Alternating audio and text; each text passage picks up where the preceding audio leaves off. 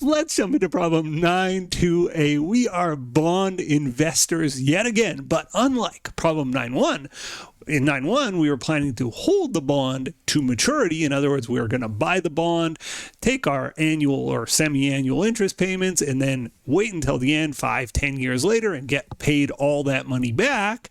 In this one, we're buying the bond with the intention of selling it in the market, right? We're bond traders, just as somebody could be a stock trader. Well, that difference in intent, our intention with this bond, changes the way the accountant has to treat the bond. The accountant every year has to say, well, what's the bond value in the market, and adjust the bond investment value to market value. It's different from preparing an effective interest table and amortizing discounts and premiums as we did in problem 9.1, as you will soon see. Let's jump into it. On January 1st, 2031, Merritt Corp purchases bonds issued by Global Inc. with the intention of generating short-term profits from price fluctuations. They are trading bonds. The face value of the bonds, $100,000. Coupon rate 6%, so we know paid annually. So a lot of times bonds are semi-annual, not this chapter in this text, but a lot of times they can be. But in this case, it's $100,000 bond, 6% coupon. That means it's a $6,000 annual interest payment. Maturity of the bond is in 10 years, and the market rate is 6.275%. If the bond is offering a 6% coupon and the similar companies, the market for this type of bond is 6.275, it means they're not going to sell any bonds unless they're offered at a discount. We're going to pay, if we're buying this bond, some amount less than $100,000. The purchase price of the bond investment was $98,000 cash, so we did pay less than $100,000. And it notes the fair value of the investment was $96,000 on December 31st, 2031. So the fair value goes down by a couple grand. The investment gets sold in early 2032 for $99,000 plus interest. The company is a December 31st fiscal year end, and we are asked to do journal entries, as we so often are. So let's go ahead and do the first journal entry. We buy a bond for $98,000 cash. January 1, 2031, debit investment in bonds.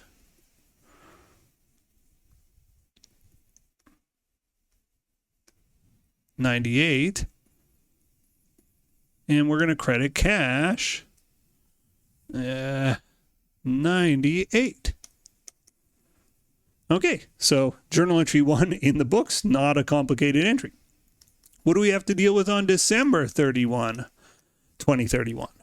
December 31st, the receipt of interest. Well, it's a $6,000 interest payment. Couldn't be easier. Debit cash, $6,000. Credit interest rev, $6,000. Because even though there's a discount on this bond that's going to be amortized, we got $2,000 of extra interest revenue. That's if we're planning to hold the thing till the end. We're not, so we don't have to worry about that discount or premium amortization, that effective interest method we learned in 9.1, that extra $2,000 there, we don't have to worry about at all here. So good news for us. It says the fair value investment is $96,000. Well, that we do have to worry about, and that's not good for us. Our bond fell in value. So on December 31st, 2031, we're going to credit investment in bonds to have our bond go down.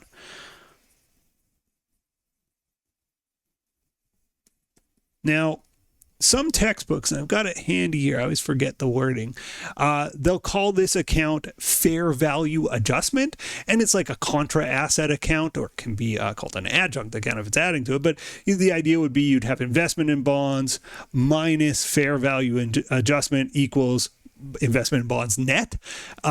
I do it the net method, and that's my way is also appropriate, and I think my way is simpler, so that's why I teach it this way. But just know in your textbook you may have to track this reduction in an account called, again, fair value adjustment. I always have to look it up because I don't use it, so I have to remind myself. The debit here, well, we lost on this deal. Now, if we lost and sold the bonds, we would call it a loss on sale. Here, because we didn't sell the bonds yet, we call it an unrealized holding.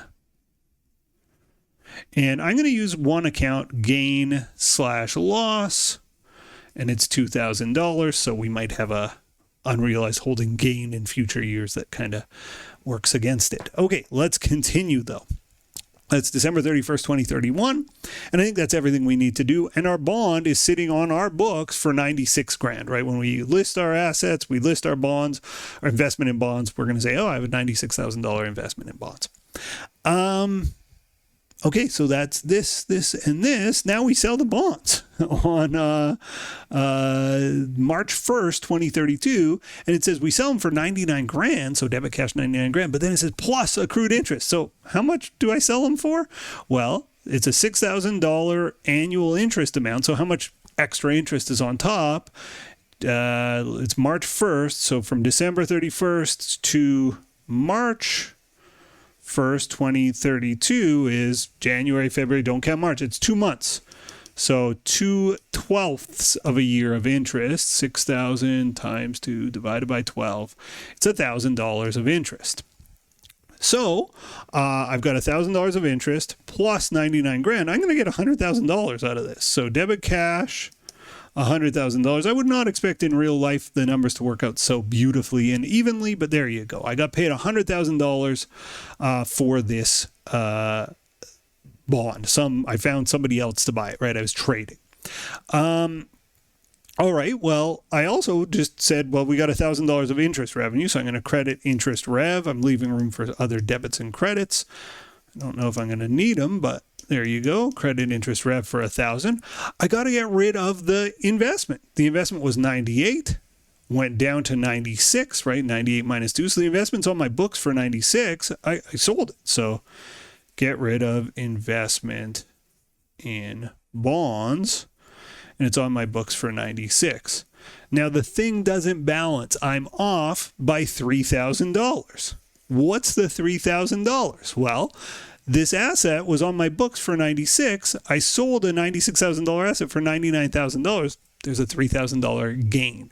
In the previous part, I said it's an unrealized gain. Well, here it's actually a realized gain. It's just gain on sale of investment, $3,000. Something I failed to mention that I should have mentioned is the gain on sale. This is just other revenue. If it was a loss on sale, other expense, like on an income statement, and unrealized holding gains. Those are also just like other, in terms of categorizing them, non-operating revenues or expenses. But there we go. We've solved 9-2A. As always, I genuinely appreciate you being here. Thanks for watching, and I'll see you in the next video. Bye-bye. The next video in our series is right up here, and if you want a supercut of all of the videos in this series, that's the one down below.